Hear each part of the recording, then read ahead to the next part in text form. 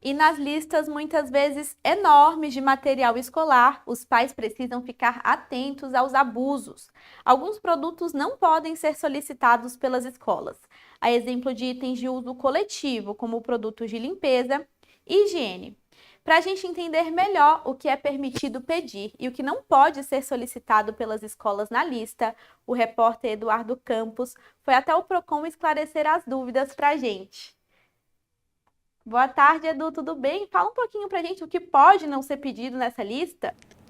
Fala, Júlia, ótima tarde para você, para todos que nos acompanham aqui pelo Boletim Legislativo. Hoje estou aqui para falar sobre ele, material escolar, uma das despesas fixas aí para os papais, para as mamães nesse começo de ano. As aulas que já voltam em fevereiro, está quase lá e sempre tem essa lista de material que às vezes traz pesadelo para muita gente. Então hoje, para a gente entender o que pode ser cobrado, o que não pode, a gente está aqui no Procon de São José para falar com o Georges Assad, que é diretor aqui do Procon. Georges, para a gente começar, queria que você falasse um pouquinho o que a escola ela pode exigir nesse material escolar. Boa tarde. Boa tarde a todos. Prazer estar aqui com vocês, falando de um momento importante como esse, né? Comecinho do ano, a gente tem alguns gastos fixos, material escolar é um, IPTU, IPVA, todo mundo tem que pagar, não tem jeito de fugir disso daí. Vamos contribuir, gente. Os materiais escolares que não podem, vamos começar pelos que não podem, fica tudo muito mais fácil, né? Os que não podem ser pedidos de forma alguma são os de uso coletivo, papel higiênico, detergente, tudo que não for para o uso direto do aluno, isso não pode ser cobrado, né? Não pode ser nem pedido, muito menos ser cobrado. A gente já puniu escolas que estavam realmente fazendo uma cobrança mais firme, mais taxativa com relação a esse tipo de material. Não pode ser também pedido material específico, de alguma marca em específico, ou então fazer um direcionamento nessa compra, tanto de material quanto de uniforme. Então, tem algumas escolas que têm algumas lojas próprias e eles tentam direcionar. Isso não pode acontecer.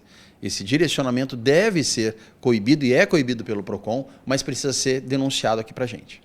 Então, para as escolas que vendem material e tudo mais, não é proibido comprar delas, mas elas forçarem, digamos assim, a comprar de lá é proibido, no caso. Com toda certeza. Esse direcionamento, essa obrigação que tentam impor aos pais de alunos e aos alunos, essa é uma prática abusiva que a gente coíbe aqui no Procon. Legal. E para os pais, né, quem percebe esse tipo de prática, como é que faz para entrar em contato? O pai tem que questionar a diretoria da escola antes ou já pode vir procurar o Procon? Como é que funciona esse processo também?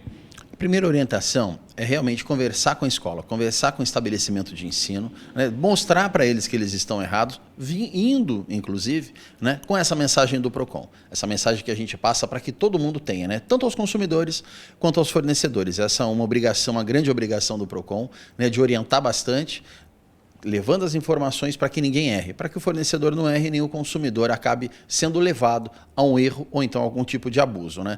O Procon está aqui na Paulo Setúbal 220, num prédio que abrigava o Fórum Estadual, das 8 da manhã até as 17 horas, ininterruptamente. Né? Nossos telefones 151 e 3909-1466 e a nossa plataforma procon.sjc.sp.gov.br.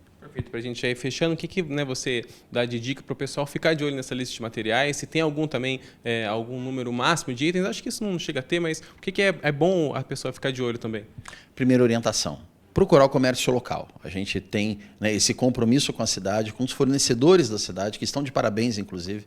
No último ano, a gente orientou muito mais, agora em 2025, do que nos anos anteriores, e o comércio reagiu muito bem. Menos reclamações registradas, menos denúncias registradas, menos multas aplicadas, e aí as relações de consumo aqui na cidade estão cada vez melhores, mais harmônicas, o consumidor, né, não sendo prejudicado e o fornecedor lucrando. Então, vamos privilegiar o comércio local, né? Fazer pesquisa, muita pesquisa. Se a gente tiver que gastar, que seja muita sola de sapato.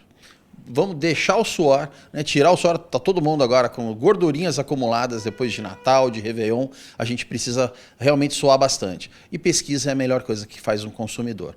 Aliás, o melhor dos fiscais é o próprio consumidor. Quando verificar qualquer tipo de abuso, comunicar ao Procon.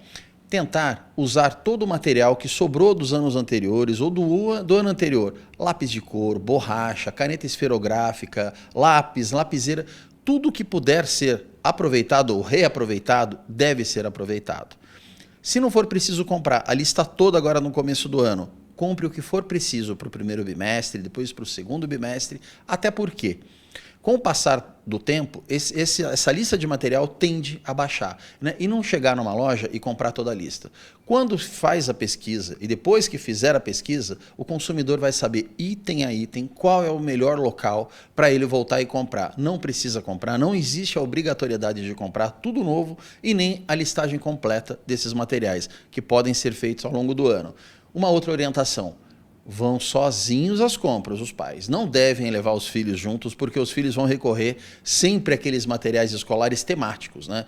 Há personagens da Disney, esses personagens que estão na moda hoje. E o legal dos pais fazerem é junto com os filhos. Eu fazia isso, meus irmãos também, né? Pegávamos jornais, revistas, nós fazíamos as capas dos nossos cadernos, dos nossos livros quando éramos autorizados a fazer, então nós fazíamos. Então, não recorrer a esse tipo de expediente, de levar filho ou então comprar esses materiais temáticos.